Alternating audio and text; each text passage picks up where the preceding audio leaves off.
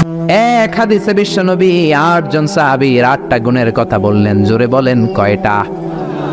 8 জন সাহাবীর 8টা গুণের কথা বললেন। তিরমিজির বর্ণনা, হাদিসটা সহিহ, সিলসিলাতুল হাদিসেস সাহিহার ভিতরেও এসেছে। বিশ্বনবী বললেন, খেয়াল করে বুঝবেন, আরহামু উম্মতি বি উম্মতি আবু বকর, এই উম্মতের মধ্যে সবচেয়ে নরম হৃদয়ের সাহাবী হলো আবু বকর। 2 নম্বরে বললেন, ওয়া আশাদ্দুহুম ফি আমরিল্লাহি উমর, কিন্তু আল্লাহর দ্বীনের ব্যাপারে সবচেয়ে কঠোর হলো, জোরে বলেন কঠোর হলো। 3 নম্বরে বললেন, ওয়া আসদাকুহুম হায়ান উসমান, সবচাইতে লজ্জাশীল সাহাবী হলো আমার উসমান। 4 নম্বরে বললেন, ওয়াকদাহুম আলী, বিচারের রায় সবচেয়ে ভালো দিতে পারতো আমার মেয়ের জামাই আলী। 5 নম্বরে বিশ্বনবী বলেছেন, ওয়া আকরাহুম লিকিতাবিল্লাহি উবাই ইবনে কাব, আল্লাহর এই কোরআনটা সবচাইতে সুন্দর করে যে সাহাবী পড়তে পারতো তার নাম হচ্ছে উবাই ইবনে কাব। আল্লাহু আকবার। ওয়া আ'লামুহুম বিল হালালি ওয়াল হারামি মুআয ইবনে জাবাল, হালাল হারামের ব্যাপারে সবচেয়ে বড় স্পেশালিস্ট সাহাবী ছিল মুআয ইবনে জাবাল। কোন সুবহানাল্লাহ। এরপরে বিশ্বনবী বললেন, ওয়া আফরাদুহুম যায়েদ, ফারায়েজের হিসাব জানে যায়েদ। আলা ইন্না লিকুল্লি উম্মাতিন আমিনুন ওয়া আমিনু হাযিহিল উম্মতি আবু উবাইদা ইবনুল জাররাহ, সব জাতির মধ্যে বিশ্বস্ত একজন লোক থাকে, আমার সাহাবীদের মধ্যে সবচেয়ে বিশ্বস্ত সাহাবী আবু উবাইদা ইবনুল জাররাহ। সুবহানাল্লাহ, জোরে কোন সুবহানাল্লাহ। কয় সাহাবীর কথা বললেন? আরো জোরে বলেন, মনে থাকবে। প্রথমে বললেন, আরহামু উম্মতি বি উম্মতি আবু বকর, আমার উম্মতের মধ্যে সবচেয়ে দিল দরিয়া রহম দিল আবু বকর। এত নরম হৃদয়ের সাহাবা পুরো সাহাবী গোষ্ঠীর মধ্যে কেউ ছিল। বিশ্বনবীর হিজরতের সাথী, বিশ্বনবীকে সঙ্গ দিয়েছেন, ভালোবেসেছেন। বিশ্বনবী একদিন আবু বকরকে বললেন, আবু বকর, হয়তো মক্কায় টিকা যাবে না, আমাদেরকে মদিনায় হিজরত করতে হবে। যেই দিন এই ইঙ্গিতটা বিশ্বনবী আবু বকরকে দিয়েছেন, ওই দিন থেকেই সাইয়েদনা আবু বকর হিজরতের জন্য রেডি। সুবহানাল্লাহ। যেদিন হিজরত করবেন, সাহাবীদের চোখ ফাঁকি দিয়ে বিশ্বনবী আবু বকরের ঘরে গেলেন, ডাক দিলেন, আসসালামু আলাইকা ইয়া আবু বকর। আবু বকর ঘরে আছো কিনা? ডাক দিতে দেরি, ব্যাগ নিয়ে আবু বকরের বের হতে দেরি হয় না। আল্লাহু আকবার। বিশ্বনবী বললেন, আবু বকর, ডাক দিলাম, ব্যাগ নিয়ে রেডি হইলা, কখন ঘুমিয়েছো, কখন ঘুম থেকে উঠেছো, কখন হাত মুখ ধইলা, কখন ফ্রেশ হইলা, কখন কাপড় গুছাইলা? আবু বকর বলল, নবী যখন বলেছেন হিজরতে আপনার সাথে আমার যাওয়া লাগবে, ওই দিন থেকে আজ পর্যন্ত আমি আবু বকর আমার পিঠটার বিছনাতে লাগাই নাই। ওই রাতে সাইয়েদনা আবু বকর যেই সওয়াব কামিয়েছেন, ওই সওয়াবটাকে যদি একটা পাল্লায় রাখা হয়, পৃথিবীর আমাদের সব সওয়াবগুলো যদি আরেক পাল্লায় রাখা হয়, ওই হিজরতের রাতের সওয়াবটা আবু বকরের যে সওয়াবটা, ওই আবু বকরের সওয়াবের পাল্লাটা মুহূর্তের মধ্যে ভারী হয়ে যাবে। সুবহানাল্লাহ, আসতে বলেন। এত নরম হৃদয়ের সাহাবী ছিলেন আবু বকর। নামাজে দাঁড়ালে শুধু কাঁদতেন, এজন্য অনেক সাহাবী ওনারে পছন্দ করতো না। বিশ্বনবীর ইন্তেকালের পরে বছর খানিক মসজিদে নববীতে যতদিন বেঁচে ছিলেন ইমামতি করেছেন। আল্লাহু আকবার বলে যখন আলহামদুলিল্লাহি রাব্বিল আলামিন, তখনই কান্নায় ভেঙে পড়তেন। তেলাওয়াত শুরু করলেই কাঁদতেন। এরম শরীফে যারা নামাজ পড়েছেন, শেখ আব্দুর রহমান আস-সুদাইস, আযাবের আয়াতগুলো পড়ে যখন টান দেয়, মুসল্লিগুলো সহ্য করতে পারে না।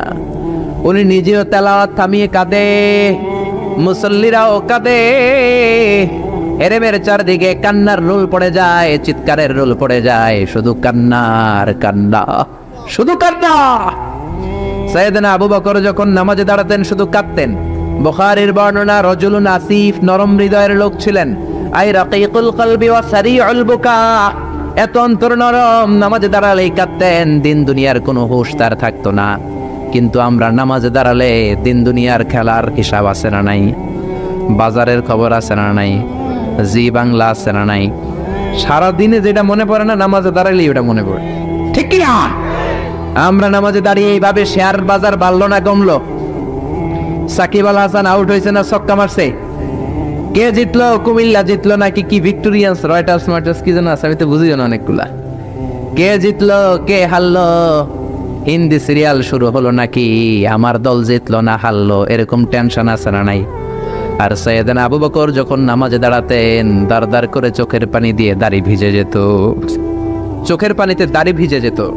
সাহাবারা বললেন, ও নবী, আমাদের নামাজে মন থাকে না। বিশ্বনবী বললেন, সল্লু সলাতা মুআদ্দিআ, বিদায়ী নামাজ পড়ো। মনে করবা আজকের নামাজটাই আমার জীবনের শেষ নামাজ, তাইলে তোমার মন আর কোনো দিকে ছুটবে। আজকে এখন বাজে 11টা, যদি বলা হয় রাত 2টার দিকে আপনার মরণ, খুশ থাকবে? সবাই মাহফিল থেকে দিবেন দৌড়, আমার মরণ 2টার দিকে। আহা, 2টার দিকে মরণ। জীবনের কোনো গ্যারান্টি নাই। যদি আপনার বলেই দেওয়া হয় 2টার দিকে আপনার মরণ, এখন তুমি 2 রাকাত নামাজ পড়ো, এটাই শেষ নামাজ, ওই দিনের নামাজটা আপনি কত সুন্দর করে পড়বেন।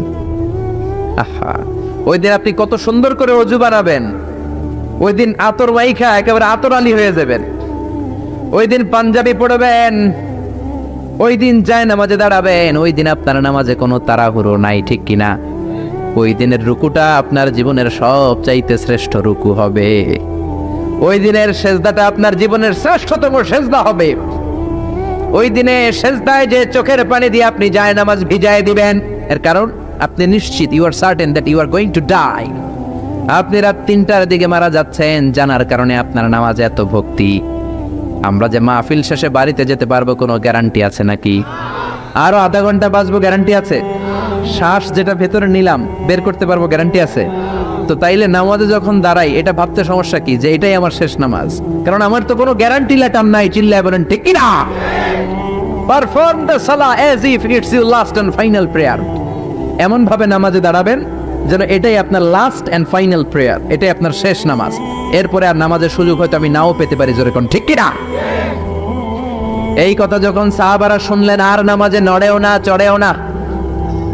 মরুভূমির মাঝখানে যখন সাহাবারা দাঁড়াতেন, আকাশের পাখিগুলো খেজুর গাছ মনে করে সাহাবাদের মাথায় এসে বসে যেত। সুবহানাল্লাহ, বাড়িতে যে পাখিগুলো মনে করতো এগুলো মরুভূমির মাঝখানের খেজুর গাছ, মাথায় এসে বসে যেত। আর আমরা নামাজের মধ্যে দাঁড়ালে আমাদের কোনো খেয়াল থাকে না, আমাদের এদিকে সামনে ডানে বায়ে নজর যায়, ঘড়ির দিকে তাকায়, অনেকে আছে না নেই? নামাজের পর আবার এমনি তাকায়। হাদিসে এসেছে, আপনার নজর যখন একবার নামাজ ছাড়া অন্যদিকে দেন, আল্লাহ বলে আকবিল, বান্দা ফিরে আয়। আবার যখন ডানে নজর দেন, আল্লাহ বলে ফিরে আয়। আবার যখন ইমাম সাহেবের দিকে এমনি তাকান, আল্লাহ কয় ফিরে আয়। 3বার নজর দেওয়ার পরে আবার যখন ডানে বায়ে নজর দেন, আল্লাহ বলে লা হাজাতা লি ইলা সলাতিক, তোর এই নামাজের কোনো দরকার আমি আল্লাহর নাই, এই নামাজের কোনো দরকার নাই। এজন্য সালাত পড়তে হবে আর অন্তরে ভয় থাকতে হবে কার? قد أفلح المؤمنون الذين هم في صلاتهم خاشعون। আবু বকর তাই করতেন, কানা রজুল আসিফ, নামাজে দাঁড়ালে দর করে কেঁদে কেঁদে দাড়িগুলো ভিজায় দিতেন। আল্লাহু আকবার। এজন্য বিশ্বনবী বলতেন, আরহামু উম্মতি বি উম্মতি আবু বকর, আমার উম্মতের মধ্যে সবচেয়ে নরম হৃদয়ের হলো আবু বকর। 2 নম্বরে বিশ্বনবী বললেন, ওয়াশাদ্দুহুম ফি আমরিল্লাহি উমর, আর আল্লাহর দ্বীনের ব্যাপারে সবচেয়ে কঠোর সাহাবী হলো ওমর। সবচেয়ে কঠোর কে? এজন্য বিশ্বনবী বলতেন, আমার পরে নবী নাই, আমার পরে কোনো রাসূল নাই, তবে কেউ যদি নবী হতো আমার ওমর নবী হতো। লা নবিয়্যা বা'দি ওয়ালা রাসূলা, আমার পরে কোনো রাসূল নাই, কোনো নবী নাই, তবে লাউ কানা বা'দি নাবিয়্যুন লাকানা ওমর, যদি নবী হওয়ার যোগ্যতা কারো থেকে থাকে আমার ওমরের আছে। প্রভু তুমি বলেছ রাসূল দেবে না, বলনি দেবে না ওমর, বলনি দেবে না হামজা তারিক, খালিদ বিজয়ী সমর। প্রভু তুমি বলেছ রাসূল দেবে না। আল্লাহু আকবার। এই ওমরের মতো যদি লাঠির বাড়ি দেওয়া যেত, উনি নামাজেও লাঠি নিয়ে দাঁড়াতেন। আমাদের ইমাম সাহেবরা কেবলামুখী, আর পিছন থেকে একামত দেয়, আল্লাহু আকবার, আল্লাহু আকবার, আশহাদু আল্লা ইলাহা ইল্লাল্লাহ, আশহাদু আন্না মুহাম্মাদার রাসূলুল্লাহ, হাইয়া আলাস সালাতি হাইয়া আলাল ফালাহ, قد قامت الصلاة قد قامت الصلاة, আল্লাহু আকবার, আল্লাহু আকবার, লা ইলাহা ইল্লাল্লাহ, আল্লাহু আকবার। সৌদি স্টাইলে একটু একামত শোনায় দিলাম। আমরা তো 2 বাক্যে বলি, আর 1 বাক্যেই বলে। ইমাম সাহেব কিবলামুখী হয়ে দাঁড়ায় আর মুয়াজ্জিন একামত দেয়। ওমরের সুন্নাত, বিশ্বনবীর সুন্নাত এটা ছিল না। ওমরে ফারুক মুসল্লিদের দিকে হয়ে দাঁড়াতেন। ওমরে ফারুকের হাতে থাকতো একটা লাঠি, যার কাতার বাঁকা লাঠির দিয়ে পায়ের উপরে বাড়ি আছে না নাই, এইরকম বাড়ি মেরে মেরে যদি সোজা করা যেত, কাতারে গ্যাপ থাকতো না। বিশ্বনবী বলতেন ওয়াসাদুল খালাল হাযু বাইনাল মানাকিবি ওয়াল আকদাম, এইটার সাথে ওইটা মিলাও। এই সাহাবী তার কাঁধের সাথে এই সাহাবীর কাঁধ মেলাতো, এই সাহাবীর কাঁধের সাথে এই সাহাবীর কাঁধ মেলাতো, এই সাহাবীর ডান পায়ের সাথে ওই সাহাবীর বাম পা, এই সাহাবীর বাম পায়ের সাথে ওই সাহাবীর ডান পা। বুনিয়ানুম মারসুস, সীসা ঢালা প্রাচীরের মতো। নবীর কেউ অ্যাটাক করতে আসলেও যেন আধা ঘন্টা লাগে এই প্রাচীর ভাঙ্গা আসতে, জোরে কোন ঠিক কি না? এই জন্য সাহাবীদের জামা সবার আগে এদিক দিয়ে ছুটতো, ধাক্কাধাক্কির কারণে নামাজে টাইট হয়ে তারা দাঁড়াতো। সাইয়েদনা ওমর ফারুক লাঠি দিয়ে কাতার সোজা করে দিতেন, কারো যদি কাতার বাঁকা হতো লাঠি দিয়ে মারতেন, এই সোজা করো। এই জন্য লাঠিরও দরকার আছে না নাই? আবু বকরের মতো নরম হৃদয়ের সাহাবা যেমনি দরকার, ওমরের মতো গরম দু একটারও দরকার আছে না নাই? আমরা সারা জীবন ওয়াজ করলেও আপনারা নামাজি হবেন না, এটা জানি। যাদের নসিব ভালো দু চারজন হবেন, বেশিরভাগই বেনামাজি। আমি সারা জীবন যদি মাদক নিয়ে ওয়াজ করি, গাঞ্জা খাওয়া বন্ধ হবে? কিন্তু প্রধানমন্ত্রী যদি বলে কালকে থেকে কেউ যদি ইয়াবা টানে, জাগার মধ্যে ওর পিঠের মধ্যে 100 বেত, 10,000 টাকা জরিমানা, 10 বছরের জেল। ইয়াবা বাবা পাওয়া যাবে? আর গাঞ্জা বাবা থাকবে? বাংলাদেশ থেকে গাঞ্জা নাই। প্রধানমন্ত্রী যদি বলে নামাজ না পড়লে 10,000 টাকা জরিমানা, এক ওয়াক্ত ছাড়বি 10,000 টাকা দিবি, বাংলাদেশের সব মানুষ মুসল্লি হয়ে যাবে। এজন্য বিশ্বনবী বলতেন ইন্নাল্লাহা লা ইয়াযাউ বিল কুরআন, আল্লাহ কোরআন দিয়ে যেটা সমাজে করান না, ইয়াযাউ বিস সুলতান, এটা ক্ষমতা দিয়ে করান, ঠিক কি না? প্রধানমন্ত্রী ক্ষমতার মসনদ থেকে মাইরের ঘোষণা দিবে, আর আমরা ওয়াজ কইরা যেমন ওয়াজ আর মাইরের সমন্বয়ে ইসলাম কায়েম করবে কে? শুধু ওয়াজ দিয়ে ইসলাম কায়েম হবে? ওমরে ফারুক তাই করতেন, লাঠি দিতেন, লাঠি লাঠি দিয়ে সোজা করে দিতেন। এজন্য শয়তান ওনারে ভয় পেত। বিশ্বনবী বলেন ওয়াল্লাযী নাফসি বিয়াদি, যে আল্লাহর হাতে আমার আত্মা, ওমর ওই আল্লাহর কসম করে বলি, মা সালাকা আশ-শাইতানু সালিকান ফাজ্জান ইল্লা সালাকা ফাজ্জান গায়রা ফাজ্জি, তোমার যদি ইবলিস কোন রাস্তা দিয়ে আসতে দেখে, ইবলিসের বাপের কিনা, ইবলিস ওই রাস্তা থুইয়া আরেক রাস্তা দিয়ে হাঁটে। ওমর তোমার যদি শয়তান দেখে তুমি এই দিক দিয়ে আসো, শয়তান জীবনও এই রাস্তা দিয়ে চলবে না, আরেক রাস্তা দিয়ে শয়তান দেয় দৌড়। ও মিয়া, যেই লোকরে শয়তান ডরায় ওই লোকের ইমানটা কেমন ছিল জোরে বলেন আল্লাহু আকবার। মুনাফিকের বাচ্চারা ভয় পেত ওমরে ফারুককে, জমের ভয়। এমনকি বিশ্বনবীর বিবিরাও ভয় পেত। বিশ্বনবীর বিবিরা মাঝে মাঝে নবীরে ধরতো, ও নবী আমার এইটা লাগবে ওইটা লাগবে। বিশ্বনবী বললেন লাগবে লাগবে, বললে তালাক দিয়ে দিব, যাও তালাক দিয়ে দেব। ধনী সাহাবীর কাছে যে বিয়ে বসো, আমি নবীর কাছে থাকলে এভাবেই থাকতে হবে। কিন্তু বিবিরাও ছাড়ার পাত্র না। সব বিবিরা একবার বিশ্বনবীরে ধরলেন, ধরে বলে ও নবী, আয়েশার বাড়িতে যেদিন থাকেন ওই দিন সাহাবীরা বেশি বেশি হাদিয়া পাঠায় কেন? আমাদের ঘরে যেই দিন থাকেন হাদিয়া পাঠায় না কেন? আচ্ছা, ইমাম সাহেবের বাড়িতে কে হাদিয়া পাঠাবে, কি গিফট দিবে তার, এটা কি উনার বিষয়? যিনি দিবে এটা উনার বিষয়, ঠিক কি না? বিবিরা বললেন আমাদের ঘরেও যেন হাদিয়া পাঠায়, আপনি মসজিদে এলান দিয়ে দিয়েন। বিশ্বনবী কয় আমি পারুম না, বিবিরা কয় পারতেই হবে।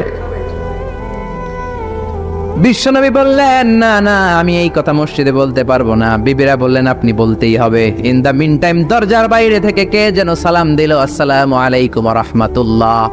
বিশ্বনবী বললেন ওয়া আলাইকুম আসসালাম। বিশ্বনবী বুঝলেন সালামটার কারণ না, এটা ওমরের সালাম। বিশ্বনবী সালামের উত্তর দিয়া বিবিদের দিকে তাকায় দেখে একটা বিবিও নাই, সব অন্দরমহলে দৌড়। সুবহানাল্লাহ কইবেন না?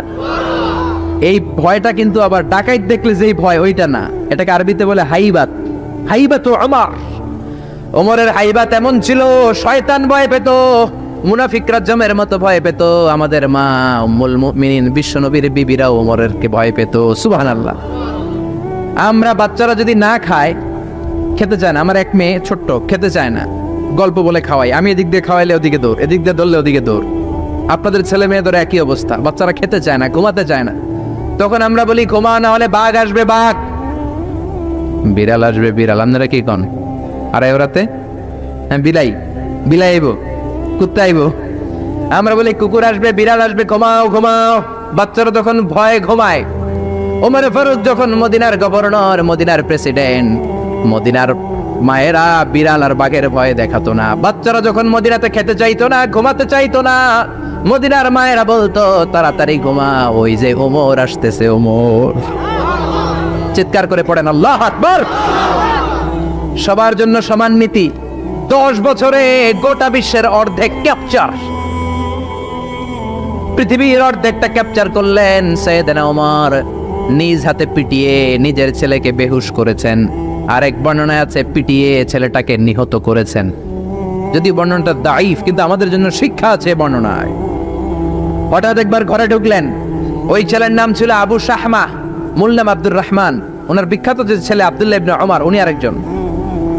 আরেক ছেলে ছিল আব্দুর রহমান, মারুফুন বিআবি শাহমা, সবাই তারে ডাকতো আবু শাহমা বলে। একদিন ঘরে ঢুকে দেখে মদের গন্ধ পাওয়া যায়। আবু শাহমারে বললেন, ইয়া আবা শাহমা আশারিবতা খামরান, মদ খাইছস? কয় না আব্বা, শারিবতু নাবিজান, নাবিজ খেয়েছি। খেয়াল রাখবেন, মদ হারাম, মদ খেলে আসিবেন, কিন্তু নাবিজ খাওয়া হালাল। নাবিজ হচ্ছে আরব দেশেরা খায়, সাদা দুধের মধ্যে রাতে শক্ত খুরমা যদি 5টা ফেলে রাখেন, সকালে ওইটা দেখবেন দুধের রং আর সাদা নাই, খুরমার রস টেনে দুধটা লাল হয়ে গেছে।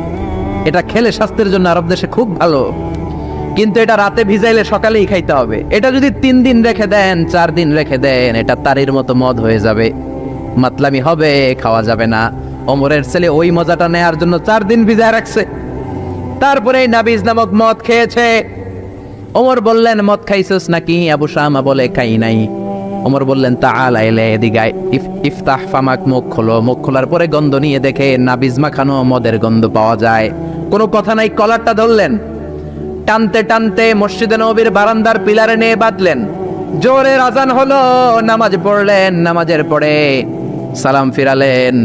সালাম ফেরানোর পরে বললেন, মাকানাকুম ইনদানা হাদ। নামাজের পরে সুন্নত পরে সবাই বসবেন, একটা বিচার আছে। এই গুরুদণ্ড, এটাকে আরবিতে বলে হাদ, প্লুরাল হচ্ছে হুদুদ।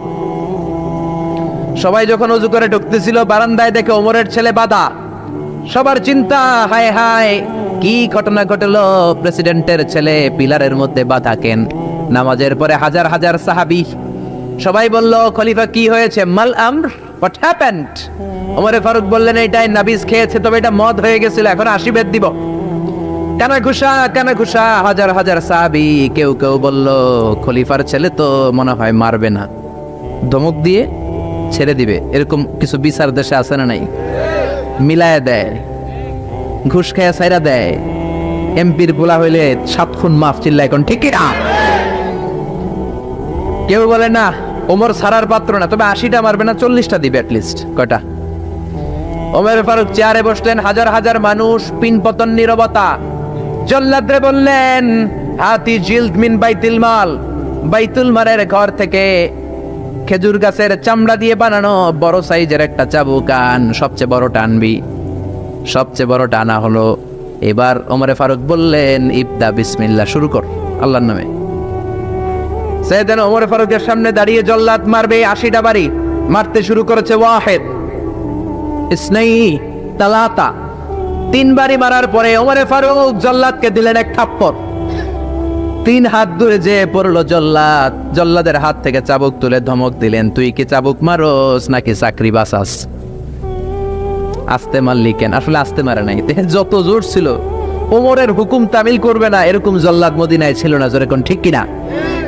যত জোর ছিল তত জোরে মেরেছে, কিন্তু ওমরের পছন্দ হয় নাই। ওমর বললেন, ইনদাকা তালাতা ইনদি ওয়াহিদ, তোর হিসাবে 3টা, আমার হিসাবে মায়ের হইছে 1টা।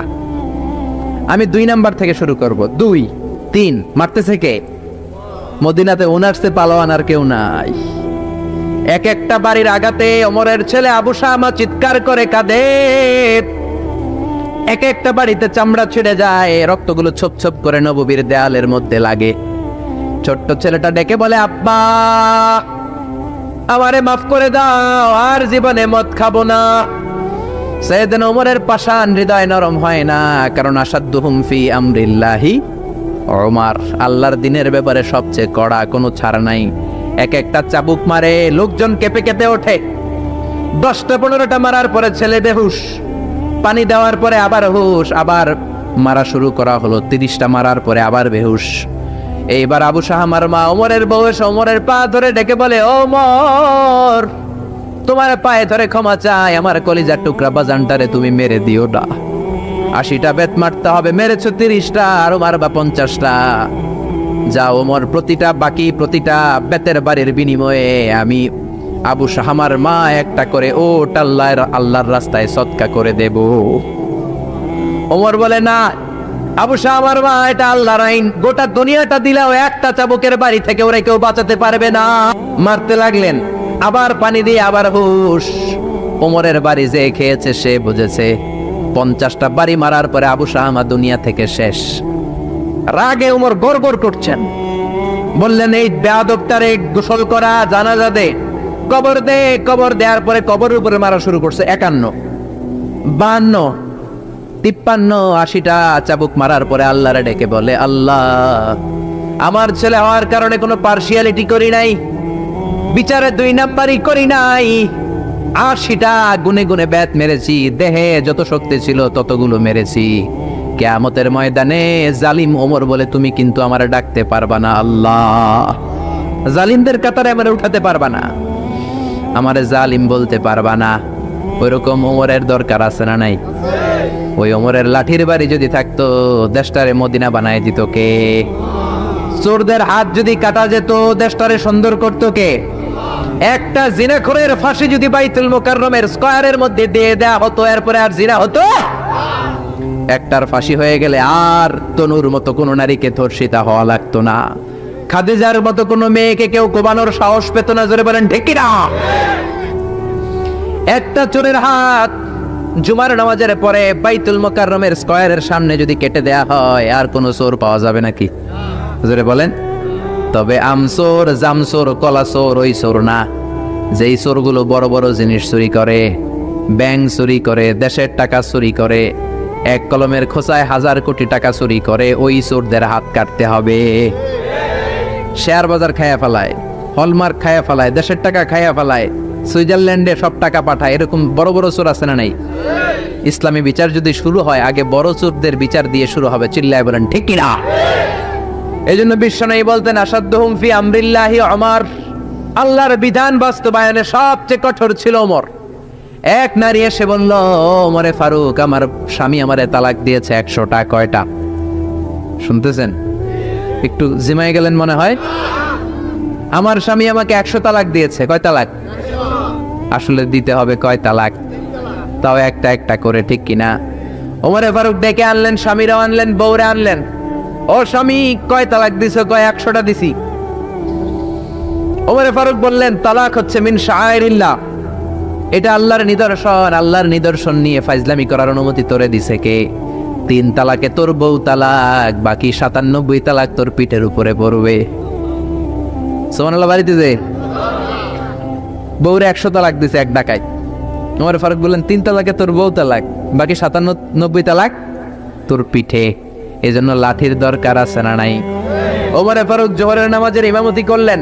নামাজের পরে দেখলেন একদল লোক গোল হয়ে বসে জিকির করে, আসরের পরেও দেখলেন গোল হয়ে জিকির করে, মাগরিবের পরে দেখলেন সব লোক কাজে চলে যায়, ওই একদল লোক জিকির করে। ওমরে ফারুক বললেন মান আনতুম, তোমরা কারা? কয় নাহনু আল মুতাওয়াক্কিলুনা আলাল্লাহ, আমরা আল্লাহর উপর তাওয়াক্কুলকারী, তো কাজবাজ নাই, খালি জিকির করো। খাও দাও কিভাবে? তা আমাদের জিকির দেখে লোকজন খানা দিয়া যায়। ওমরে ফারুক বললেন তাহলে তো তোমরা মুতাওয়াক্কিলুনা আলাল্লাহ নও, তোমরা হচ্ছে আল মুতাওয়াক্কিলুন বা'দুকুম আলা বা'দ, একে অপরের উপর তাওয়াক্কুলকারী, যারা তোমাদের জন্য রুটি নিয়ে আসছে এদের উপর তাওয়াক্কুলকারী। কে বলেছে নামাজের পরে বসতে? ফাইদা কুদিয়াস সালাতু ফান্তাশিরু ফিল আরদ ওয়াবতাগু মিন ফাদলিল্লাহ, নামাজ শেষ তো বের হয়ে যাও। ছাত্র যাবে স্কুলে, জনপ্রতিনিধি যাবে, মেম্বার অফ দ্য পার্লামেন্ট যাবে পার্লামেন্টে, শিক্ষক যাবে কলেজে, যারা ব্যবসায়ী তারা যাবে বাজারে। তোমরা কোনো কাজ করো না, বসে থাকো কেন? খবরদার আজকের নামাজের পরে যদি কোনো নামাজের পরে যদি গোল হয়ে বসে থাকতে দেখি, পিটাইয়া মসজিদে নববী থেকে বের করে দেব। কাজ করতে যা, এলাকায় যে কাজ কর, বিবি বাচ্চার খবর নিয়ে চিল্লা এখন, ঠিক না? ছাড় দেন নাই, পিটাইয়া মসজিদ থেকে বের করে দিয়েছেন। আল্লাহু আকবার। এজন্য বিশ্বনবী বলেছেন আরহাম উম্মতি বি উম্মতি আবু বকর। সাহাবীদের মধ্যে সবচেয়ে কোমল হৃদয়ের অধিকারী কে ছিল? আর সবচেয়ে কঠোর কে ছিল? 3 নম্বরে বিশ্বনবী বললেন ওয়াসদাকুহুম হায়ান উসমান, সবচেয়ে লজ্জাশীল সাহাবী উসমান। নারীরা এত লজ্জাশীল ছিল না, সাইয়েদনা ওসমান যতটা লজ্জাশীল ছিল। এখন আমাদের সমাজে লজ্জা শরমের বালাই নাই। কি করে আমরা বেশরম হব, বেলাল্লাপনা, অশ্লীলতা কি করে ছড়াবো, এগুলো ট্রেনিং সেন্টার আমাদের ঘর। জি বাংলায় আমাদেরকে ট্রেনিং দেয়া হয় শাড়িটা কেমনে পরলে শরীর বেশি দেখা যায়, পেট খালি, পিঠ খালি, কপালের উপরে এক নক্তা আছে না নাই? জোরে কোন? কপাল পোড়া। প্রতিদিন আমরা ট্রেনিং প্রাপ্ত, প্রতিদিন জি বাংলা স্টার জলসায় শাশুড়ি আর বউয়ের মধ্যে কেমনে গিরিঙ্গি লাগানো যায়। আচ্ছা ভাই, বিশ্বনবী বললেন ইযা লাম তাস্তাহি ফাসনা মা শিতা, যদি শরম না থাকে তোর যা মন যায় তাই করতে পারবি। এই জন্য আল হায়াউ শু'বাতুম মিনাল ঈমান, লজ্জা হলো ঈমানের অঙ্গ, যার লজ্জা নাই তার ঈমান। এজন্য লজ্জা শরমের দরকার আছে না নাই? বিশ্বনবী ছোট্টবেলা থেকেই লজ্জাশীল ছিলেন। বিশ্বনবীর দুধমা হালিমা তিনি বলেন 2 বছর মুহাম্মদ আমার দুধ খেলো, 5 বছর ছেলেটারে আমি পাললাম, 5 বছরের লালন পালন করেছি, 5 বছরের মধ্যে শিশু মুহাম্মদকে আমি কোনোদিন কাঁদতে দেখি নাই। ব্যথা পেলেও মুহাম্মদ কাঁদে না, ক্ষুধা লাগলেও মুহাম্মদ কাঁদে না, শুধু লজ্জাস্থানের জায়গা থেকে কাপড়টা একটু সরে গেলে শিশু মুহাম্মদ কেঁদে দেয়। ছোট্ট বাচ্চা ব্যথা পায়, কাঁদে না। বিশ্বনবী কাঁদতেন না, ক্ষুধা লাগলে কাঁদতো না, লজ্জাস্থান থেকে কাপড় সরলেই কাঁদতো। বিশ্বনবীর বয়স 7 কিংবা 8। মক্কাতে কাবা নির্মাণ হবে। মক্কার সবাই কয় আমরা সবাই এই কাজে অংশগ্রহণ করব, কাবা ঘর বানাইলে ওটাতে সব আছে না নাই? তো কিভাবে অংশগ্রহণ? পাথর কেটে কেটে পাথর দিয়ে কাবা বানাবে। সবাই পাথর টানে, বিশ্বনবীও টানে। বিশ্বনবীর বয়স 7 কিংবা 8, উনার বয়সের ছেলেরা সবাই পরনের লুঙ্গি খুলে কাঁধের মধ্যে রেখেছে, আর কাঁধের উপরে একটা করে পাথর টানে যাতে ব্যথা না পায়। ছোট্ট বাচ্চারা লুঙ্গি খুলে ফেলে না? গ্রীষ্মকালে দেখবেন পুকুর একটা পাইলে লুঙ্গি থুইয়া সবটি সাঁতার, আছে না নাই? পিড়াইয়া উঠানো যায় না, সবগুলো ডুবায়, চোখগুলো লাল করে ভূতের মতো হয়ে ওঠে। এলাকায় পুকুর টুকুর নাই বোধহয়? আছে আছে আছে। বিশ্বনবী লুঙ্গি খোলে না, সবগুলো সমবয়সের বাচ্চা লুঙ্গি খুলে ভাঁজ করে এখানে রেখে একটা পাথর টানে। আমার নবী 2টা করে টানে। সবাই টানে কয়টা করে? নবী টানে কয়টা করে? সব বাচ্চারা লুঙ্গি খোলা, বিশ্বনবী লুঙ্গি পরনে। আবু তালেবের চোখে এটা পড়লো। আবু তালেব বলে, ও ভাতিজা মুহাম্মদ, তোমার বয়সের বাচ্চারা লুঙ্গি খুলে পাথর টানে, সবাই টানে একটা, তুমি টানো 2টা, কেন রে ভাতিজা? তুমিও লুঙ্গি খোলো, লুঙ্গিটা কাঁধে রেখে তারপরে পাথর টানো। বিশ্বনবী বললেন, না চাচা, আমার সমস্যা নাই, আমি লুঙ্গি খুলবো না। চাচা কয় খোলো। আমরা অনেক বাচ্চাদেরকে বলি, আরে তুই ছোট মানুষ, খোল বেটা, খোল খোল খোল, কিচ্ছু হবে না, বলি না? কখনো এগুলো বলবেন না। ও ছোট্ট হলে ওর একটা প্রেস্টিজ আছে না নাই? ওর একটা আত্মসম্ভ্রম বোধ আছে না নাই? এখনো যদি লুঙ্গি খোলা শিখান, অশ্লীলতা শিখান, তাহলে এই ছেলেগুলো হবে ডাকাত, এগুলোই হবে বাংলা ভাই, ইংরেজি ভাই, অঙ্ক ভাই, এগুলো হবে পিচ্চি হান্নান, এরশাদ শিকদার, কালা জাহাঙ্গীর, লতিফ সিদ্দিকীর মতো মন্ত্রী। ঠিক, আরো আসতে বলেন। এখন থেকে যদি লাজুকতা শিখান, ভদ্রতা শিখান, কোরআন শিখান, তাহলে এই ছেলেগুলো বড় আলেম হবে, মুফাসসিরে কোরআন হবে। এই ছেলেগুলো হাফেজ জাকারিয়ার মতো হবে, ফজলে রাব্বি আদেলের মতো হবে, বড় বড় ইমাম হবে, মুফাসসির হবে। চিল্লায় বলেন ঠিক কিনা? চাচা বলে, মোহাম্মদ লুঙ্গি খোলো। আরে ছোট মানুষ খোলো। বিশ্বনবী বলে, না, আমি ছোট হতে পারি কিন্তু লুঙ্গি খুলবো না, আমার কোনো সমস্যা নাই। চাচাকে, আরে খোলো মিয়া, বলে লুঙ্গির গোছা ধরে টান দিছে। টান দিতে দেরি, মুহূর্তের মধ্যে বিশ্বনবী বেহুশ হয়ে জমিনে পড়ে যায়। বিশ্বনবীর জীবদ্দশায় পৃথিবীর কোন মানুষ বিশ্বনবীর লজ্জাস্থান দেখে? জোরে বলেন, দেখে? এজন্য খবরদার, তোমার বোনের পেট পিঠ খালি থাকতে পারবে না, কপালে এক নোক্তা থাকতে পারবে। তোমার বোন বললেই তুমি তারে পাখি ড্রেস কিনে দিতে পারবা না, লেহেঙ্গা 2 পিস 3 পিস কিনে দিতে পারবা না। তুমি যদি এগুলো আদরের বোনকে কিনে দাও, আল্লাহর সুপ্রিম কোর্টের কাঠ গড়াতে তোমারও আসামি করে দাঁড় করাবে কে? বাবা খবরদার, মেয়েদের সব আবদার পূরণ করবেন না। হেজাব পরানো শিখান, বোরকা পরানো শিখান। একটা মেয়ে যখন বোরকা পরে রাস্তায় বের হয়, মনে হয় জান্নাতের হুর দুনিয়ায় এসেছে। একটা মেয়ের সৌন্দর্য তো হেজাবে, সৌন্দর্য তো বোরকার ভেতরে, সৌন্দর্য তো পর্দার ভেতরে। চিল্লা এখন ঠিক কিনা? আবার কিছু নানি আছে বয়স 90, উনি হাত মোজা পা মোজা, আর সাথে 16 বছরের 18 বয়সের নাতনিরে নিয়ে বের হইছে। এমন দৃশ্য এলাকার সব পোলারা পিছনে পিছনে লাইন ধরে, আছে না নাই? মায়ের বয়স 60, হাত মোজা পা মোজা। আপনি হাত মোজা পরছেন কেন? আপনি তো অল্প কাপড় পরে বেরোলেও কোনো সমস্যা নাই। আপনি তো এক্সপায়ার্ড, আপনার ডেট এক্সপায়ার্ড, ঠিক কিনা? আপনার দিকে তাকাবে না সুন্দরী সুরুষী অষ্টাদশী মায়াবিনী কাজল কালো চোখ মেঘ কালো কেশ আপনার ওই নাতনির দিকে লুলুপ দৃষ্টি দিয়ে বখাটেগুলো তাকাবে, ঠিক কিনা? এজন্য খবরদার, মেয়েদেরকে পর্দা শিখান, মেয়েদেরকে ভদ্রতা শিখান, মেয়েদেরকে ইসলাম শিখান। ফ্যামিলিটারে জান্নাত বানায় দিতে পারে কে? এজন্য বিশ্বনবী বললেন ওয়াসদাকুহুম হায়াআন উসমান, সবচাইতে লজ্জাশীল সাহাবী ছিল কে? মনে থাকবে নি? ওসমান নামটা সুন্দর না? ছেলে পেলে হইলে এগুলো রাখবেন তো? কি রাখবেন? কি অদ্ভুত অদ্ভুত নাম রাখে। এক লোক অনেকদিন পরে বাতিজারে দেখতে আসছে বাসায়, ঢাকাতে, গ্রামের সবজি টবজি নিয়ে গেছে। তো বাতিজারা বলে, বাতিজা তোমার নাকি এক ছেলে এক মেয়ে? বলে জি চাচা, দোয়া করবেন, এক ছেলে এক মেয়ে, একটু ডাকো তোমার ছেলে আর মেয়েরে। বাতিজা ডাক দিছে ব্রাশ ফায়ার, ব্রাশ ফায়ার শুই না চাচা দিছে দৌড়। বাতিজাও পিছন থেকে দৌড়ায়, চাচাও দৌড়ায়। বাতিজা কয় দাঁড়ান চাচা, চাচা কয় আমার বয়স 80 হয়েছে রে বাতিজা, আমারে তুই ব্রাশ ফায়ার করিস না। বাতিজা কয় চাচা এটা ওই ব্রাশ ফায়ার না, ছেলের নাম ব্রাশ, মেয়ের নাম ফায়ার। আছে না নাই?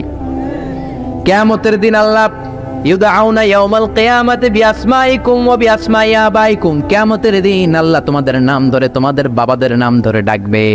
ফাহসিনু আসমাআকুম, তোমাদের নামগুলো সুন্দর করে রেখো। সুবহানাল্লাহ। রাখবেন, ওসমান নামটা রাখবেন তো, ছেলে হইলে রাখবেন। এরপরে বিশ্বনবী বলেছেন ওয়াকদাহুম আলী, সবচেয়ে ভালো বিচারের রায় দিতে পারতো আমার মেয়ের জামাই আলী। বিচারের রায় হবে একটা কিতাব দিয়ে, কিতাবটার নাম কি? আপনাদের উচ্চ আদালত আর নিম্ন আদালতে তো এই কিতাব দিয়ে রায় হয় না? হাইকোর্ট, সুপ্রিম কোর্টে এটা দিয়ে রায় হয় নাকি? এই কোরআনটা দিয়ে যদি সব বিচারের রায় হতো, কেউ মাজলুম হতো না। কোরআন দিয়ে রায় হলে ওই রায়ে কোনো স্কাইপি কেলেঙ্কারি থাকে? কোরআন দিয়ে রায় হলে ঘুষ খাওয়ার সুযোগ থাকে? কোরআন দিয়ে রায় হলে এক দলের কথা শুনে আরেক দলের উপর কোনো জুলুম করার সুযোগ থাকে? এজন্য রায় দিতে হবে কি দিয়ে? وَمَنْ لَمْ يَحْكُمْ بِمَا أَنزَلَ اللَّهُ فَأُولَئِكَ هُمُ الْكَافِرُونَ। সুবহানাল্লাহ। আল্লাহ 3 বার বললেন কোরআন দিয়ে যে রায় দেয় না, বিচারের রায় যারা কোরআন দিয়ে ঘোষণা করে না, এক জায়গায় বললেন জালেম, এক জায়গায় কাফের, এক জায়গায় ফাসিক। এজন্য কোরআন দিয়ে বিচারের রায় হওয়ার দরকার আছে না নাই? কোরআনকে সংসদে পাঠানোর দরকার আছে না নাই? এমনি এমনি হেঁটে চলে যাবে কোরআন সংসদে, নাকি পাঠাইতে হবে? ভালো নেতা বানাইতে হবে, যারা কোরআন মানে, যারা কোরআনের পক্ষে, এরকম নেতা বানানোর দরকার আছে না নাই? এজন্য বিশ্বনবী বলেছেন মান ক্বালা বিহি সাদাকা, কোরআন দিয়ে যে কথা বলে তার কথা সত্য কথা নাকি মিথ্যা। ওয়া মান আমিলা বিহি উজরা, কোরআন দিয়ে আমল করলে আমল নামায় সওয়াব আছে না নাই? বেশি না কম? ওয়া মান হাকামা বিহি আদালা, কোরআন দিয়ে যে বিচারের রায় দেয় ওইটাই সবচেয়ে সেরা বিচার, ঠিক কি না? আল্লাহ দেশে কোরআনের বিচার কায়েম করুক, পড়ে না আমিন। 5 নম্বরে বিশ্বনবী বললেন ওয়া আকরাহুম উবাই ইবনে কাব, সাহাবীদের মধ্যে সবচাইতে সুন্দর তেলাওয়াত করতে পারতেন, তাসবিহের সাথে সবচাইতে সুন্দর তেলাওয়াত করতে পারতেন উবাই ইবনে কাব। কি নাম? এগুলো জানেই না, জানতেও চায় না, খালি নাম মুখস্থ করে, সালমান খান, শাহরুখ খান, অমুক খান, তমুক খান। পড়েন উবাই ইবনে কাব। উনি ছিলেন সবচেয়ে বড় কারি। বিশ্বনবী কিন্তু তারাবির সালাত এইভাবে পড়তেন না, কিয়ামুল লাইল করতেন। রাতের সালাত সবসময় 8 রাকাতের বেশি বিশ্বনবীর ছিল না। ওমরে ফারুকের সময় উনি এই উবাই ইবনে কাবের নেতৃত্বে মসজিদে নববীতে 20 রাকাত তারাবি চালু করে দিলেন। সুবহানাল্লাহ। বাড়িতে যে কার নেতৃত্বে? উবাই ইবনে কাবের নেতৃত্বে। আর বললেন নি'মাল বিদআতু হাযিহি, কত সুন্দর একটা বেদাত চালু করে দিলাম। ওনাদের বেদাত চালু করার অথরিটি ছিল, কারণ তারাই ছিলেন দিনের ধারক এবং বাহক। চিল্লায় এখন ঠিক কি না? কেমন করে উনি কোরআন পড়তেন? বিশ্বনবী একদিন উবাইকে বললেন, ও উবাই, ইন্নাল্লাহা আমারানি আন আকরা আলাইকা ইয়া উবাই, আল্লাহ আমাকে আদেশ করেছেন যেন আমি নবী নিজে তোমার কাছে যে কোরআন শোনাই। কল্পনা করতে পারেন বিশ্বনবীর উপর কোরআন নাজিল হয়, আর বিশ্বনবীরে বলা হলো, আল্লাহ বিশ্বনবীরে বললেন ও নবী আপনি উবাইয়ের কাছে যে কোরআন শোনাবেন। এই কথা শুনে উবাই সহ্য করতে পারে নাই, চিৎকার দিয়ে বলেন নবী আসাম্মানি, আসলে কি আমার নামটা ধরে আল্লাহ বলছে যে আমার কাছে এসে কোরআন শোনাতে? বিশ্বনবী বললেন, বালা, হ্যাঁ, তোমার নামটাই আল্লাহ ধরে বলেছে। উবাই চিৎকার দিয়ে কেঁদে কেঁদে বললেন, ও নবী, এই কোন কথা আপনি আবার শোনালেন? আপনার উপর কোরআন নাজিল হয় আর আপনি এসে আমার কাছে কোরআন শোনাবেন। এটা ছিল বিশ্বনবীর অভ্যাস। সাহাবীদের কাছে উনি কোরআন শোনাতেন, আবার সাহাবীর কাছ থেকে নিজে শুনতেন। এজন্য বাবা ছেলের কাছে শোনাবেন, বলেন, ও ছেলে, ও আমার কলিজার টুকরা বাজান, দেখ তো আমি সূরা 3 তেলাওয়াত করি, আমারটা হয় কিনা। আবার ছেলেরে বলবেন, ও বাবা, তুমি একটু সূরাতুদ দুহা তেলাওয়াত করে শোনাও। শান্তি আর কি লাগে? What do you mean by peace? What is the definition of peace? শান্তি কি? শান্তি হচ্ছে আপনিও কোরআন পড়বেন, ছেলেও পড়বে, বিবিও পড়বে, এটাই শান্তি, ঠিক কি না? বাবা ছেলেরে কোরআন শোনাবেন, ছেলে বাবারে কোরআন শোনাবা, স্বামী স্ত্রীরে শোনাবেন, স্ত্রী স্বামীরে শোনাবেন, শাশুড়ি বৌমারে শোনাবেন, বৌমা শাশুড়িরে শোনাবেন। তাহলে আর ঝগড়া হবে না, ঠিক কিনা? বাবা যদি বলে 3 জন মিলে সূরা ইয়াসিন মুখস্থ শুরু করলেন, 2 দিন পর পর খোঁজ নেন, ও ছেলে, ওরে বাবা, তোর কয় আয়াত মুখস্থ হয়েছে? আমার হয়েছে 20 আয়াত। ছেলে বলে, বাবা, তোমার মাত্র 20 আয়াত, আমি তো মুখস্থ করে ফেলছি 30 আয়াত। ছেলেদের মেধা, বাচ্চাদের ব্রেন শার্প হয়, ঠিক কিনা? বিবি বলবে, আমি রান্নার কারণে বেশি করতে পারি না, আমি করছি 7 আয়াত। আহা, এরকম ফ্যামিলি আমরা চাই কি চাই না? ফ্যামিলিটা যদি এরকম হয় আর কি লাগে, ঠিক কিনা? এজন্য আকরাহুম লিউবাই, সাহাবীদের মধ্যে সবচাইতে চমৎকার কণ্ঠে কোরআন তেলাওয়াত করতো উবাই ইবনে কাব। এইজন্য বেশি বেশি কোরআন তেলাওয়াতের দরকার আছে না নাই? একটা অক্ষর তেলাওয়াত করলে 10টা নেকি দিবে কে? 10টা করে নেকি। একটা করে আয়াত তেলাওয়াত করবেন, জান্নাতে আপনার বিল্ডিং কে 1 তলা লম্বা করে দিবে কে? পৃথিবীর কোন গ্রন্থের ব্যাপারে এরকম ঘোষণা আছে নাকি? শ্রীমদ ভগবত গীতা তেলাওয়াত করলে 1 অক্ষরে কয় নেকি? ওম নমো ভগবতী বাসুদেবায়, কটা সওয়াব হইছে? ওম শান্তি বললে কয় সওয়াব? কিন্তু বিসমিল্লাহির রহমানির রহিম বললে আমল নামায় সওয়াব আছে না নাই? পড়বেন। প্রতিদিন আমাদের সকাল শুরু হবে কোরআন দিয়ে, জোরে কোন ঠিক কিনা? 6 নম্বরে বিশ্বনবী বললেন, ওয়া আ'লামুহুম বিল হালালি ওয়াল হারামি মুআয ইবনে জাবাল। সাহাবীদের মধ্যে হালাল হারামের ব্যাপারে সবচাইতে স্পেশালিস্ট সাহাবী ছিল মুআয ইবনে জাবাল। আমরা এখন হালাল হারাম বাছি না, হালাল হারাম সব খাই। সুদ খাই, ঘুষ খাই, যৌতুক খাই, রাস্তার রডও খাই, মসজিদের টিন খাই, ত্রাণের গম খাই, ঠিক কিনা? আছে না নাই? সব খাই। এত ক্ষুধা, রড খায়া ফেলায়, সিমেন্টের বস্তা খায়া ফেলায়, ইটাও খায়া ফেলায়, কেমনে হজম করে আল্লাহ জানে। রাস্তার ইটা নাই, ত্রাণের মালামাল নাই, সব খায়া ফেলাইছে, আছে না নাই? আল্লাহ বলেন, সবটা খাইস না, হালালটা খাইস। কোনটা খাইবেন? ইয়া আইয়ুহান নাসু কুলু মিম্মা ফিল আরদি হালালান তাইয়্যিবা। হারামটা খাওয়া যাবে না, হালালটা খাও। হালালে বরকত দিয়েছে কে? হালালে বরকত, হারামে বরকত নাই। আওয়াজ করে উত্তর দেন, গরু খাওয়া হালাল না হারাম? কুকুর খাওয়া হালাল না হারাম? আমরা সবাই বেশি বেশি গরু খাই নাকি কুকুর খাই? কি পরিমাণে যে কসাইয়ের দোকানে জবাই হয়, আর কোরবানির ঈদের সময় জবাই আছে না নাই? বিয়ের অনুষ্ঠানে আছে না নাই? হাজার হাজার গরু জবাই করি, কোরবানির সময় জবাই করি। বাংলাদেশের গরু দিয়ে হয় না, ইন্ডিয়া থেকে আনি। এত গরু খাই, কিন্তু কুকুর একটাও খাই না। আর গাভী বছরে বাচ্চা দেয় কয়টা? কুত্তা দেয় কয়টা?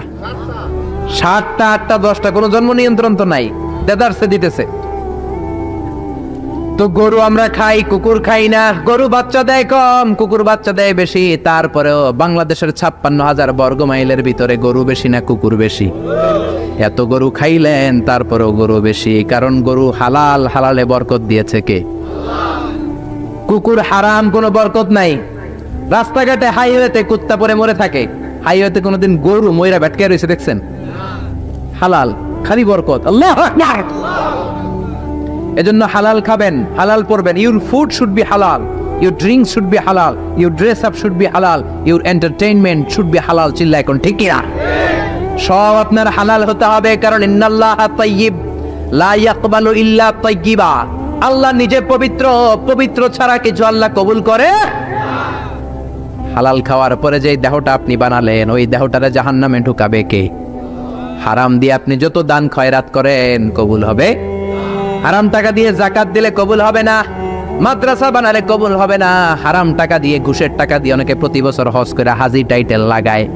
আপনি হাজি লাগাতে পারেন, মাগার কবুল হবে, কারণ আল্লাহর নীতি তো একটা, ইন্নাল্লাহা তাইয়্যিব লা ইয়াকবালু ইল্লা তাইয়্যিবা। এক লোক কাবার চারপাশে ইয়া রব ইয়া রব, বুখারীর বর্ণনা অনেক লম্বা, আমি শর্ট করে বলছি, ইয়া রব বলে কাঁদে।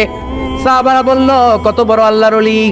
বিশ্বনবী বললেন, ওরে ওলি বলো না, মাতআমুহু হারাম, ও যেটা খায় হারাম খায়, ওয়া মাশরাবুহু হারাম, যেটা পান করে হারাম করে, মালবাসুহু হারাম, ড্রেস আপ হারাম, গযিয়া বিল হারাম, সব হারাম। ফাআন্না ইস্তাজাবু লা, কেমন করে ওর দোয়া কবুল হবে? হারাম দিয়ে যদি আপনি দান করেন, মসজিদ মাদ্রাসা লঙ্গরখানা করেন, কবুল হবে না। আর হালাল থেকে প্রতিদিন যদি 1 পয়সাও দান করেন, এটাকে উহুদ পাহাড়ের সমান সওয়াব বানায়া দিবে কে? হালাল হারাম বেঁচে চলবেন তো, নাকি দেদারসে রড বিল্ডিং টাকা পয়সা সব খাইবেন? সরকারি চাকরি যারা করেন, বিনয়ের সাথে তাদেরকে বলি, আল্লাহরে ভয় পান, অল্প খাবেন, অল্প পড়বেন, বরকত দিবে কে? রিকশাওয়ালার সারা মাসে টাকা হয় 5,000 7,000, বাচ্চাও অনেক বেশি, ঠিক কিনা? 7টা 5টা বাচ্চা সারা মাস খাওয়ার পরে তারপর ওর 500-600 টাকা থাকে পকেটে। আর আপনি কোটি কোটি টাকা কামান, মাস শেষে আপনার ঋণ আর ঋণ, কারণ হালালে বরকত বেশি, হারামে বরকত নাই। কথা বুঝতে পেরেছেন? কথা বুঝতে পেরেছেন? কিয়ামতের দিন 5টা প্রশ্নের উত্তর না দিয়ে পা নাড়াতে পারবেন না। এর মধ্যে একটা হলো আনমালিহি মিন আইনা ইকতাসাবা, আপনি সম্পদ যে গড়েছেন, সম্পদের পাহাড় কোন রাস্তায় গড়েছেন? হালাল রাস্তায় উপার্জন করেছেন নাকি হারাম? এজন্য আমরা হালালের পক্ষে নাকি হারামের? এই হালাল হারামের মুতাখাসসিসুন ফিল হালালি ওয়াল হারাম ছিল মুআয ইবনে জাবাল। কি নাম মনে থাকবে? আরবি না পড়তে বের হয় না মুখ দিয়া, বলেন মুআয ইবনে জাবাল। 7 নম্বরে বিশ্বনবী বললেন আফরাদুহুম যায়েদ ইবনে সাবিত, ফারায়েজের নীতিমালা সবচেয়ে ভালো জানে আমার যায়েদ। ফারায়েজ কি বলবানরা এগুলো জানেই না। ফারায়েজ হচ্ছে আল্লাহর দেয়া উত্তরাধিকার বন্টনের নীতিমালা। দুনিয়ার সব বাবাদেরকে আল্লাহ ডেকে বললেন ইউসিকুমুল্লাহু ফি আওলাদিকুম লিযযাকারি মিসলু হাযযিল উনসায়াইন। আল্লাহর দেয়া নীতিমালা হলো, বাবারা ছেলেরে যদ্দুর দিবা, মেয়েরে অর্ধেক দিবা। কার কথা? নাকি আজারি সাহেবের কথা? কে বলেছেন? কে বলেছেন? আল্লাহর দেয়া বিধান, দুনিয়ার বাবারা ছেলেরে যা দিবেন, মেয়ের অর্ধেক। এদিকে বাবা আছে না নাই? বয়স্ক বাবারা আছে না নাই? খবরদার, কিয়ামতের দিন আপনারও কাঠগড়ায় দাঁড়াতে হবে, ঠিক কিনা? ছেলেরে যদি 2 লাখ দেন, মেয়েরে দিবেন? ছেলেরে 10 কানি দিলে মেয়েরে, ছেলেরে 4টা বাড়ি দিলে মেয়েরে। অনেক মা আছে ছেলের পাতে মুরগির রান দেয়, মাইয়ার পাতে মুরগির ঠ্যাং দেয়, মুরগির গিলা দেয়, মুরগির পুস্তি দেয়। কি কন আপনারা? গিলা পুস্তি কন তো। মেয়েরে যেমনি পুস্তি দিলেন, মাইয়ার কি রান খাইতে মন চায় না? মন চায় না? দেখবেন যে মা বাবা ছেলের পাতে দেয় মুরগির রান, মেয়ের পাতে দেয় মুরগির ঠ্যাং, ওই মা বাবার শেষ জীবনটা ছেলের বাড়িতে কাটে না, মেয়ের বাড়িতেই কাটে, ঠিক কিনা? এই জন্য আফরাদুহুম যায়েদ ইবনে সাবিত, যায়েদ ইবনে সাবিত সবচেয়ে ভালো ফারায়েজের নীতি জানতেন। এই ফারায়েজের নীতি যদি ভঙ্গ করেন, কিয়ামতের ময়দানে জবাব দিতে হবে। অনেক বাবা বলে, মা তোর ভাইয়ের সব দিয়ে দিলাম, তোর লাগে আমি হাত তুলে দোয়া করে দিলাম। তো দোয়া তো আপনি করবেনই, যে যেটা পাওয়ার অধিকারী তারে ওইটা আগে দিবেন, তারপরে দোয়া, ঠিক কিনা? সব শেষে বিশ্বনবী বললেন ইন্না লিকুল্লি উম্মাতিন আমিন ওয়া আমিনু হাযিহিল উম্মাহ আবু উবাইদা ইবনুল জাররাহ।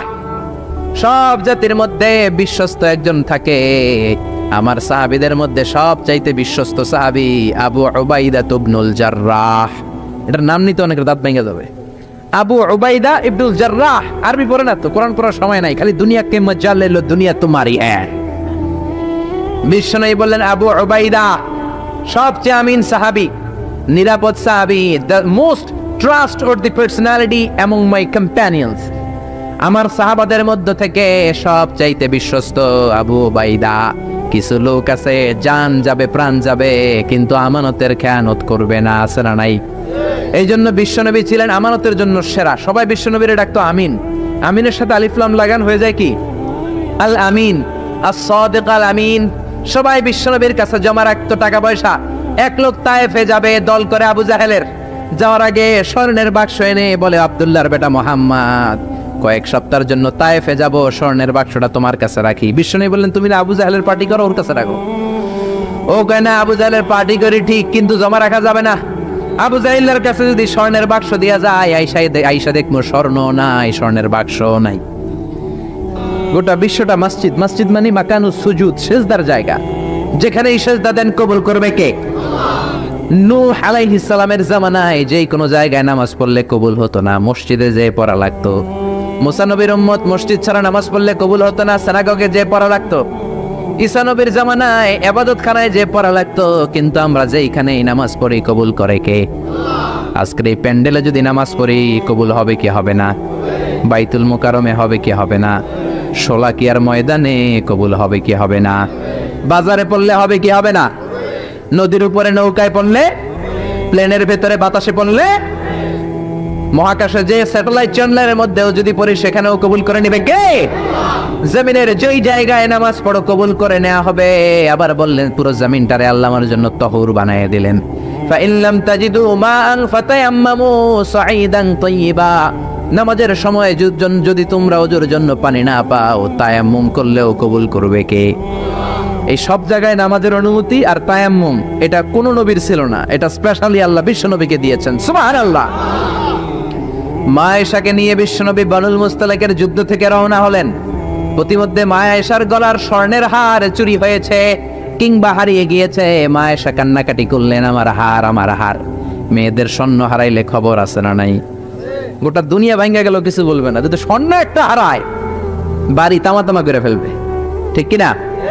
যে কয় ঠিক, মানে অভিজ্ঞতা আছে অনেক। নারীরা স্বর্ণ পছন্দ করে, তো মা আয়েশা তো নারী, উনি বললেন, নবী আমার স্বর্ণ হারিয়েছে। বিশ্বনবী বললেন, কাফেলা থামাও, গলার হার খোঁজো। সবাই মিলে গলার হার খুঁজতে খুঁজতে মাগরিবের নামাজের সময় প্রায় শেষ হয়ে যায়। এবার সবাই মিলে আবু বকর রে বকে, তোমার মাইয়ার কারণে আজকে এই দশা। তোমার মেয়ে যদি গলার হারটা না হারাইতো, তাহলে তো আমরা যেখানে পানি আছে ওইখানে পৌঁছে যেতাম, ওখানে নেমে ওযু করে নামাজ পড়তাম। তোমার মেয়ের কারণে আজকে এই দশা। এখন সবার নামাজ কাজা, নবীর নামাজও কাজা। আল্লাহ বললেন, খবরদার, এই মেয়েটারে গালি দিবি না, এই মেয়েকে গালি দেয়া যাবে না। আয়েশার সম্মানে আজকে আমি তায়াম্মুমের বিধান নাজিল করে দিলাম। فَإِن لَّمْ تَجِدُوا مَاءً فَتَيَمَّمُوا صَعِيدًا طَيِّبًا। কোথাও যদি ওযুর জন্য পানি না পাও, মাটি দিয়ে তায়াম্মুম করো, কবুল করে নিবে কে? মা আয়েশা বলতেন, আমাকে আল্লাহ এমন 5টা জিনিস দিয়েছেন, বিশ্বনবীর কোনো বউকে আল্লাহ দেন নাই। 1 নম্বরে আমি বিশ্বনবীর একমাত্র কুমারী বউ, বাকি বউগুলা ছিল বিধবা। এর আগে কয়েকটা করে বিয়ে হয়েছে, শুধু আমারই বিয়ে হয় নাই। সুবহানাল্লাহ। 2 নম্বরে আমি যখন শীতের রাতে নবীর সাথে এক লেপের নিচে ঘুমাতাম, তখনও জিব্রাইল কোরআন নিয়ে নাজিল হয়ে যেত। অন্য বিবিদের সাথে যখন কোনো ঘরে এক খাটের মধ্যে শুয়ে থাকতো, তখন কোনোদিন কোরআন নাজিল হয় নাই। শুধু মা আয়েশার সাথে যখন থাকতো, তখন কোরআন নাজিল হতো। সুবহানাল্লাহ। আবার মা আয়েশা বলতেন, আমার ঘরে বিশ্বনবীর কবর। আবার বিশ্বনবী যখন তার শেষ নিঃশ্বাসটা ত্যাগ করেছেন, বিশ্বনবীর মাথাটা ছিল আমার কোলের উপরে।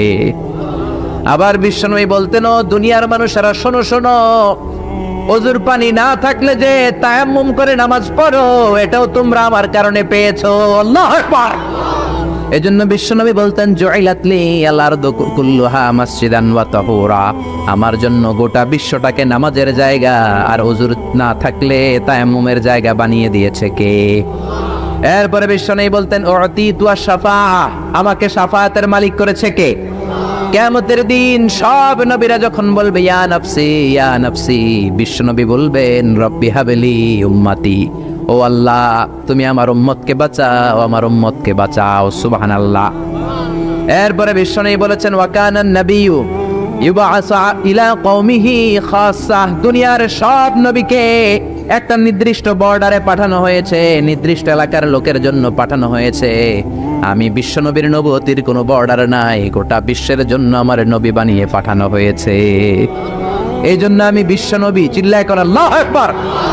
বিশ্বনবী শুধু পুরুষদের নবী নয়, শুধু নারীদের নবী নয়, শুধু সাদা লোকদের নবী নয়, শুধু নিগ্রো আর কালো লোকদের নবী নয়, শুধু আরবদের নবী নয়, বিশ্ব নবী আদম নবী থেকে শুরু করে কিয়ামত পর্যন্ত যত মানুষ, যত জিন পৃথিবীতে আসবে, সবার জন্য বিশ্ব নবীকে নবী বানিয়েছে কে? বিশ্ব নবীর যদি কোনো নবীরাও না মানে, ওই নবীর নবুয়তিও ক্যান্সেল করে দিবে কে? এজন্য আল্লাহ বললেন মুহাম্মাদুর রাসূলুল্লাহি ওয়াল্লাযীনা মাআহু আশিদ্দাউ আলাল কুফফারি রুহামাউ বাইনাহুম। মুহাম্মদ হলেন আল্লাহর রাসূল। কার কথা? ঘুম আসতেছে? জিমায় পড়ছেন? তাকবীর দেন, লিল্লাহি তাকবীর। নবীর কথা বলে আল্লাহ বললেন ওয়াল্লাযীনা মাআহু, নবীর সাথে যারা চলে। নবীর সাথে কারা চলতো? সাহাবারা। জোরে বলেন কারা? এবার আল্লাহ সাহাবাদের কথা বলছেন ওয়াল্লাযীনা মাআহু, নবীর সাথে যারা চলতো। আশিদ্দাউ আলাল কুফফার, কাফেরদের ব্যাপারে তারা বজ্র কঠোর। রহমাউ বাইনাহুম, নিজেদের ব্যাপারে তারা পুষ্পকোমল। কাফিরদের ব্যাপারে সাহাবারা বজ্র কঠোর, নিজেদের ব্যাপারে তারা পুষ্পকোমল। কাফিরদের ব্যাপারে কোনো ছাড় নাই, মুশরিকদের সাথে জিহাদের ময়দানে কোনো ছাড় নাই। চিল্লায় এখন ঠিক কি না? কিন্তু নিজেরা ভাই ভাই, নিজেদের মধ্যে মহাব্বত আছে না নেই? এজন্য বিশ্বনবী বলতেন আমার সাহাবাদের মধ্যে দুই কিসিম আছে। কয় কিসিম? এক কিসিম নরম কিসিম, আরেক কিসিম গরম কিসিম। সুবহানাল্লাহ। আবু বকর নরম, কিন্তু ওমরে ফারুক গরম। জোরে কোন ঠিক কি না?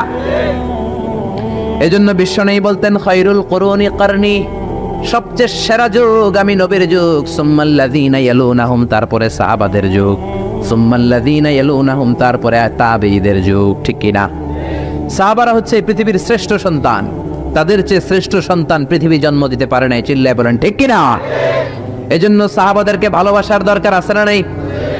তাকে সাহাবীদেরকে গালি দিবেন, সাহাবীদেরকে ঘৃণা করবেন। সাহাবীদেরকে যদি গালি দেন, যদি ঘৃণা করেন, যদি সমালোচনা করেন, আপনার ঈমান থাকবে? কথা বলেন, ঈমান থাকবে? এজন্য নবী বললেন খবরদার, লা তাসুব্বু আহাদাম মিন আসহাবি, আমার সাহাবীদেরকে গালি দিও না। সাহাবাদেরকে ভালোবাসা হলো ঈমান, সাহাবীদেরকে ঘৃণা করা হলো কুফরি। ঠিক কি না?